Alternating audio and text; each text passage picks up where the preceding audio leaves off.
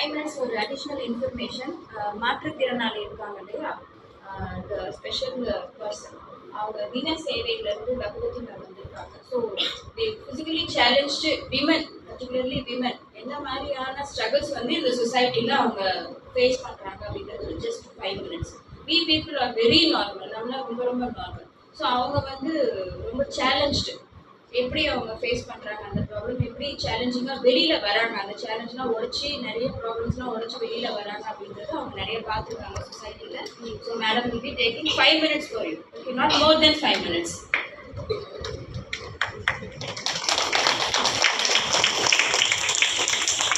வணக்கம்மா, என் பேர் பகவதி. எல்லாரும் சாப்பிட்டீங்களா? காலையில் சத்தம் பத்தலையே, இல்லை கேட்கல. சூப்பர்மா. உங்களை எல்லாருமே இந்த அரங்கத்தில் நிறைவாக பெண்களை எல்லாரையுமே பார்த்தது எனக்கு ரொம்ப சந்தோஷமா இருக்கு. ஃபர்ஸ்ட்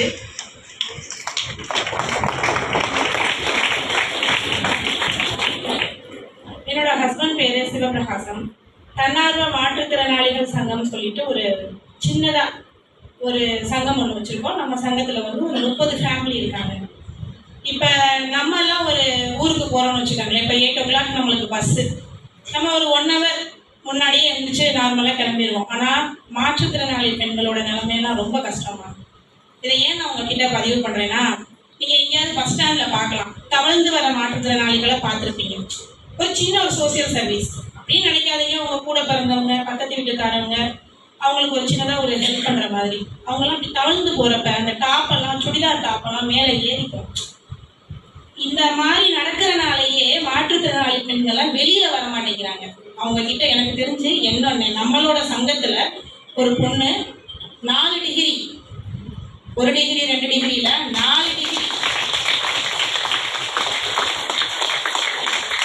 அந்த பொண்ணு பேரு மிஸ்ஸஸ் ரேவதி சந்திரசேகரன். அவரோட ஹஸ்பண்டும் மாற்றுத்திறனாளி, அந்த பொண்ணும் மாற்றுத்திறனாளி. அவங்க 2 பேருக்கும் நம்மளோட சங்கத்தோட சார்பாக தான் கல்யாணம் பண்ணி வச்சோம். நம்ம சாரெல்லாம் கூட சாரோட அக்கா பொண்ணும் தங்கச்சி பொண்ணும் ஏஜ் அட்டெண்ட் பண்ணிட்டாங்கன்னு வரல, ரொம்ப எக்ஸ்கியூஸ் கேட்டுக்கிட்டாங்க. சிறப்பாக அந்த தம்பதியினர் இருக்காங்க. நல்ல முறையில் கல்யாணம் பண்ணி வச்சோம். செம்மையா வாழ்ந்துட்டு இருக்காங்க.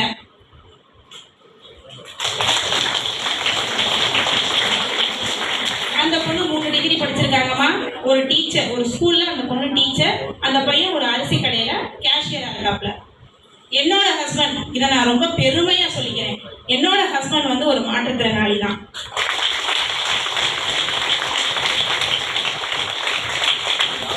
இந்த இடத்துல நான் வந்து இப்ப இங்க நிக்கிறேன்னா அவர் தான் ஃபர்ஸ்ட் காரணம். எடிசன் சார் என்னை கூட்டிட்டு வந்திருந்தாலும் அவர் இங்க வந்து நான் நிக்கிறதுக்கு முதல் காரணம் என்னோட ஹஸ்பண்ட் தான். பயப்படாத, நீ தான் எல்லா இடத்துக்கும். சார் வந்து எப்படி அவங்க மிஸ்ஸஸ் முன்னிலைப்படுத்தி பேசினாங்களோ அது மாதிரி நான் என்னோட ஹஸ்பண்டை முன்னிலைப்படுத்தி பேசணும்னு நினைக்கிறேன். ஆக்சுவலாக எனக்கு வந்து நான் ஒரு சிங்கிள் பாப்பா தான், என் பொண்ணு தான். என்னோட அப்பா இல்லை, இறந்து போயிட்டாங்க சின்ன வயசுலேயே. அண்ணன் தம்பி யாருமே இல்லை. எனக்கு எல்லாமே என்னோட ஹஸ்பண்ட் தான். அப்பாவா இருக்கட்டும், அண்ணனா இருக்கட்டும், தம்பியா இருக்கட்டும், பாய் ஃப்ரெண்டா இருக்கட்டும், ஆளினால் அவர் தான் என்னோட ரோல் மாடல் எல்லாமே. இந்த இடத்துல நான் ரொம்ப ரொம்ப பெருமைப்பட்டுக்கிறேன். சார் என்னை அழைச்சிட்டு வந்தாலும் காலையில முதற்கொண்டு எனக்கு ஸ்கூல் இருக்கு, பசங்க இருக்கு, உனக்கு 1008 வேலை இருக்கத்தான் செய்யும், நீ இப்படி போய் கத்துக்கிட்டு தான் ஆகணும், நீ போய் தான் ஆகணும், என்னை ஒவ்வொரு நாளும் மெருகேற்றிக்கிட்டே இருக்காரு. மாற்றுத்திறனாளிகளை தயவு செஞ்சு இவங்கனால என்ன முடியும்னு யாரும் நினைச்சிடாதீங்க. நிறைய படிச்சுட்டு சத்தமே இல்லாம அரசாங்கத்தால உதவி பெற முடியாம ஒரு மூல முடுக்குல இருக்காங்க. அவங்களுக்கு எல்லாருக்கும் நாங்க செய்யறதில்ல, எங்க கண்ணுக்கு தெரிஞ்சவங்களுக்கு நாங்க செஞ்சுக்கிட்டு இருக்கோம். ஒரு உதாரணத்துக்கு அரசாங்கம் வந்து மாற்றுத்திறனாளி தனித்துவ அட்டைன்னு சொல்லிட்டு UDIDன்னு சொல்லுவாங்க. அது இருந்ததுன்னா ஒரு மாற்றுத்திறனாளிக்கு பஸ் பாஸ், ட்ரெயின் டிக்கெட்டு, ஒரு கோயிலுக்குள்ள, இப்போ நம்ம சமயபுரம் கோயிலுக்குள்ளெல்லாம் வந்து போனோம்னா நான் வந்து என் ஹஸ்பண்டோட போனேன்னா சீக்கிரம் போயிடுவேன்.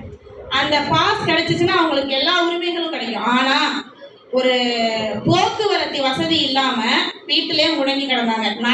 நானும் என்னோட ஹஸ்பண்டும் ஒரு 5 பேரை மீட்டெடுத்து UDID கார்டு வாங்கி கொடுத்து, மாற்றுத்திறனாளி மாத உதவித்தொகை வாங்கி கொடுத்து, அந்த குடும்பத்தில் உள்ள குழந்தைங்களை 5 குழந்தையா இருந்தாலும் சரி, அந்த குடும்பத்தில் 2 குழந்தையா இருந்தாலும் சரி, 3 குழந்தையா இருந்தாலும் சரி, எங்கனால சாப்பாடு கொடுக்க முடியுதா கொடுப்போம். படிப்பு உபகரணங்கள் கொடுக்க முடியுதா, நம்ம சார் மாதிரி சக NGOs வருவாங்க. நான் சொல்ல மறந்துட்டேன், நம்ம எடிசன் சார் மாசம் இந்த மாற்றுத்திறனாளி நபர்கள் 10 பேரை ஒருங்கிணைந்து தொகைன்னு ஒரு 200 கொடுத்துட்டு இருக்காங்க.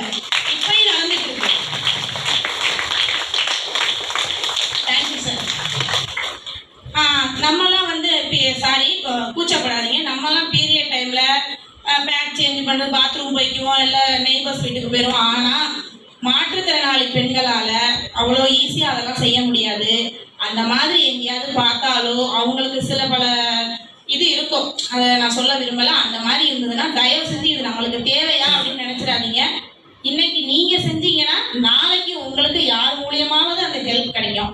நல்லதே செய்யுங்க, நல்லதே நினைங்க, கண்டிப்பாக நல்லதே நடக்கும். பெண்கள் நம்ம நாட்டோட ஃபர்ஸ்ட் யார் தெய்வம் தெரியுமா? நம்ம தான். பெண்கள் நம்ம தான் தெய்வம். நம்ம நினைச்சா ஒரு விஷயத்த உருவாக்கவும் முடியும். நம்ம உருவாக்க மட்டும் செய்வோம். நம்ம தானே உருவாக்குறோம், நம்ம தானே குழந்தை பெற்றுறோம். நம்ம நினைச்சா எதையும் சாதிக்க முடியும். கண்டிப்பா. பத்தலையம்மா?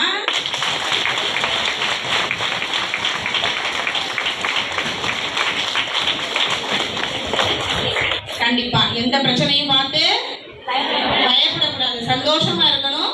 பக்கத்துல இருக்கிறவங்களையும் கண்டிப்பா நீங்க நல்லதே நினைங்க. இந்த பிரபஞ்சம் கண்டிப்பா உங்களுக்கு நல்லது தரும். நீங்க என்னவா ஆகணும், நம்மளுக்கு என்ன நடக்கணும்னு அந்த பாசிட்டிவா மட்டுமே நினைங்க.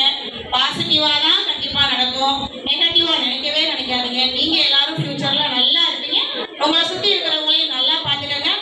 ஸ்பெஷல் மாற்றுத்திறனாளி குழந்தைங்களை பார்த்தீங்கன்னா கண்டிப்பா என்கரேஜ் பண்ணுங்க. வாய்ப்பு கொடுத்ததுக்கு உங்க எல்லாருக்கும் நன்றி. மேம்